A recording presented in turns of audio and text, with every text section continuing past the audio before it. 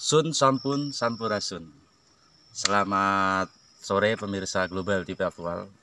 Hari ini saya berada di Cagar Budaya atau Cagar Alam, kawasan Cagar Alam, yang di sebelah saya ada sungai, yaitu Sungai Rengganis.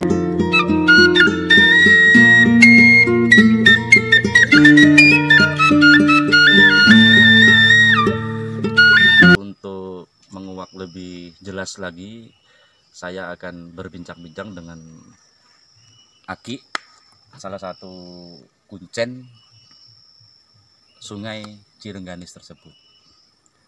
Selamat sore, Aki. Sore. Dengan Aki siapa? Kumis saja. Aki Kumis. Kalau namanya mana, kalau penting ya dibilangin, kalau nggak penting nggak apa-apa, Kumis saja. Wah, Kumis. Gelarnya juga oleh Raden yang dari barat yang dari timur itu bukan Aki, jadi Abah. Abah. Dan pelakunya di sini sebagai pembantu relawan juru pelihara sejarah. Bisa dijelaskan, Bah, tentang situs ataupun sejarahnya Sungai Cirengganis ya, tersebut? Insya Allah. Ya, mohon dijelaskan secara detail. Pertama ya mungkin saya secara pribadi, mungkin secara umum, karena ini namanya juga bukan situs tapi nabati budaya. Nabati. Kalau itu kan situs budaya, ya. Itu bekas kerajaan sementara. Ini nabati alamnya di sini, tapa beratanya. Jadi pada awalnya yang namanya Sang Hyang Prabu Haur Kuning di Kuningan diminta maklumat dan mukadimah oleh anaknya Prabu Anggalarang ingin jadi raja. Ya. Secara simpel mereka udah nikah dengan Ibu Dewi Siti Rengganis yang tadinya Ibu Dewi Siti Samboja. Ya. Setelah menikah dia datang ke sini dengan maklumat jangan lewat setahun. Ternyata setelah hampir lewat setahun ada uji coba, yaitu dari serangan Bajobone yang konon mereka notabene-nya ingin menjadi orang sakti hebat seperti orang-orang muridnya Prabu Siliwangi yang ada di Pulau Jawa. Dari Sulawesi Selatan itu setelah dia di sini belum selesai bertapa, magada intelektualnya berkeluyuran kontrol di mana tempat berada, tempat tapa berata untuk di sini. Tapi ternyata ketemu dengan sekumpulan Paman Lengser dan Patih Kedang Pananjung yang mengawalnya Prabu Anggalarang yang sedang tapa berata di dalam, dan ada Ibu Dewi Siti Samboja yang begitu luar biasa cantiknya. Mereka bikin sesuatu, akhirnya terjadilah pertempuran. Nah ini di kala pertempuran itu berpindah-pindah, bertempur di Pangandaran, nama Pangandaran Pananjung lagi direp sejarahnya. Apa arti Pangandaran dari Pananjung? Jalan Kedang Pananjung karena Patih Kedang Pananjung meninggal di situ. Terus Anggalarang juga saking bingungnya banyak prajurit-prajurit yang belum tamat puasa sakti pada mati, akhirnya dia pura-pura mati aja ya di gunung, di pegunungan segitiga, sebetulnya bukan di Gunung Tiga, di pegunungan di Selasari itu. Yang kesininya ke Citumang kan. Nah itu gua air yang luar biasa. Setelah itu dia pindah ke Patimuan di batas di Kali Pucang itu. Kali itu Sungai Citandu, Pucang itu banyak jambe. Terus datang Jakalalana, baru ketemu mati, maka disebut Patimuan. Lari lagi ke Bagolo, simpel aja ya, kalau rinci panjang.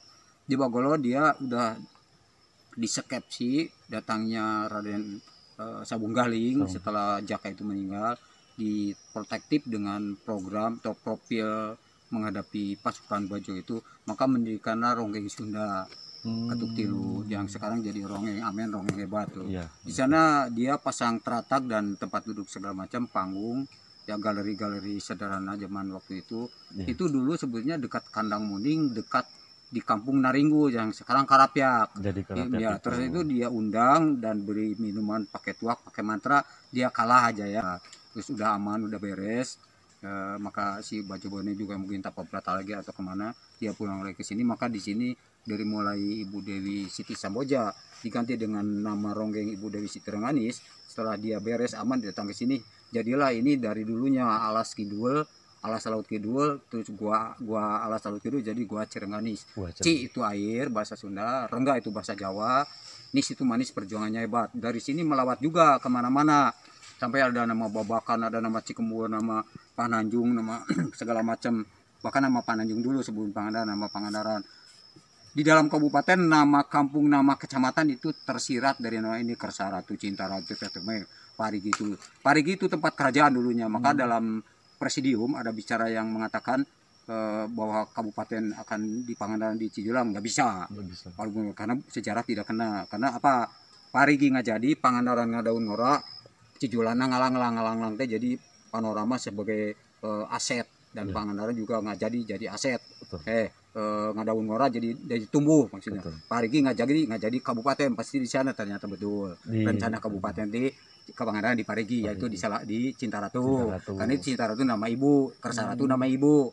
Semuanya banyak ciratan sebanyak kampung dan desa dan kecamatan tersiratnya terangkat oleh nama Renganis. Setelah itu dia di sini juga udah beres semuanya, dia pergi kemana-mana dari sini. Pangandaran udah beres, belum jadi kabupaten, terus ke Ciamis, itu di Karangkamboyan, Panjalu Kawali, Tapa Beratanya, Tasik, Galunggung, itu di wilayah Tasik tuh di Pamijahan dulu sebelah Tonggo di bawah Gunung Galunggung, terus Garut di wilayah Godog itu Sancang, gua Sancang yang ada 9, terus langsung ke Garut, Ciwidey dan Cibuni yang tenar itu 2 pengobatan, terus langsung di Cimahi tempat pertempuran pelatihan Prabu Siliwangi jadi tempat pelatih pemerintahan sekarang ini, tentara sekarang hebat itu.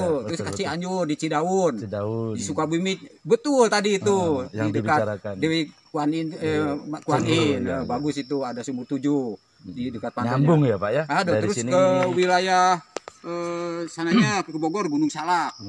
Jadi seolah-olah terus ke Banten, terus ke Pelabuhan Ratu, ke Gua Putri juga ada. Nah, udah di sini juga termasuknya ini udah semua.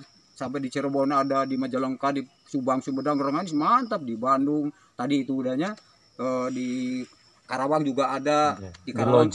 Iya. Terus ini kesininya kelanjutan urusannya dari tahun 1922 waktu dikuasai dikawali diurus oleh Meniraikan Jansen Peter ya. Hebat juga orang Indonesia ikut di sini, orang Pangandaran. Ini buat minum, buat nyuci, buat apa dimanfaatkan.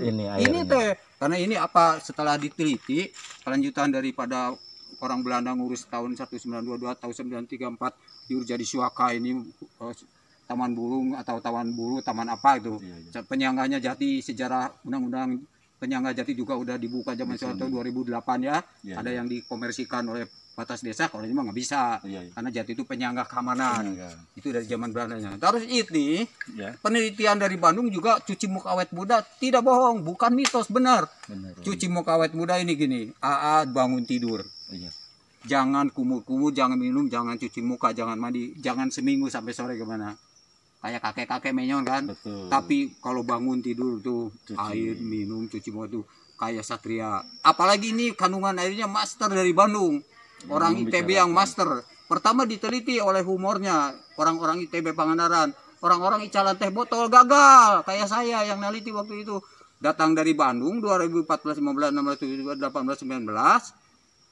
19 mungkin itu pertengahan ada keluarnya itu ajatnya pH-nya sekarang kalau gini 7,2, Kristina kalinya tuh 0,8 ya, bisa diminum. pH mineral O2, sulfur, kalsium, magnesium, MgCO3, TTS, TDS, biokarbonatnya hebat. Dosanya siapa? Ibuin, Ibu ke Pasuterna, Patatan, Pak Pardi, Ibu Mia dan bapak-bapak yang tua. Dan namanya lupa itu. Jadi ini luar biasa diteliti udah kurikulum oleh media Education the Best, Striving Well, Gabriel untuk The Best and the Head oleh Bandung itu ITB. Dia cinta alam, dia meneliti pohon-pohon 80 pohon ada jadi bisa pakai obat-obatan.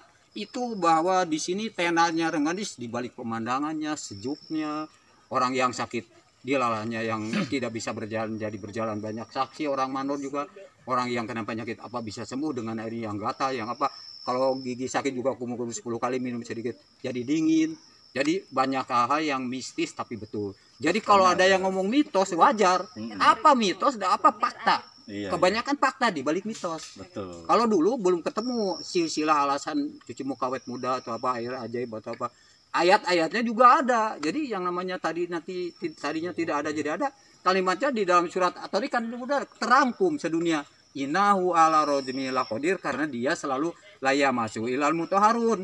Jadi dekat ke Allah, tadinya tiada jadi ada, tidak sehat jadi sehat, tidak hebat enteng jodoh bisa, itu ujungnya berdoa, dagang, jadi pegawai, jadi pejabat. Saya nggak ngomong loh.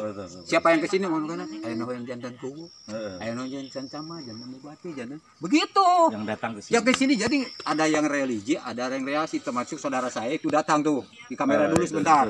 Jarang datang. Orang-orang Ismaya jarang ditemui kayak gini. Nah, Bagus kan? Semoga dia juga menyanjungkan alam, cinta Tuhan, karena ini Pangandaran akan menjadi hebat. Siap. Rentetan daripada mercusuar dunia hebat tentang sejarah gitu aja. Siap. Nah, ini nabati jadi bentuk alam gitu. Iya. Nanti oleh pemerintah juga insya Allah mudah-mudahan ada perhatian dari perjalanannya sejarah gitu. Jadi Sang Sekerta yang Sang Sekerta wujud ini mulai terungkap gitu sejarahnya. Jadi pemirsa, seperti itulah menurut penjelasan dari Abah Kumis yang notabene-nya cerita yang menjadi mitos tuh difaktakan dengan hasil riset mengenai kandungan di dalam air tersebut, dimensi airnya, dimensinya. Dari itu juga cikal bakal daripada Nyi Rengganis ya, dan adanya sumber-sumber yang namanya lain dan sebagainya itu ya cikal bakalnya dari sini, dari mata air. Dari mata air. Saya melihat memang kayak ada curahan, ya memang ada curahan dari atas ke bawah hingga suaranya itu luar biasa. Saya Bro Wibowo, Global TV Aktual, Pangandaran. Assalamualaikum warahmatullahi wabarakatuh.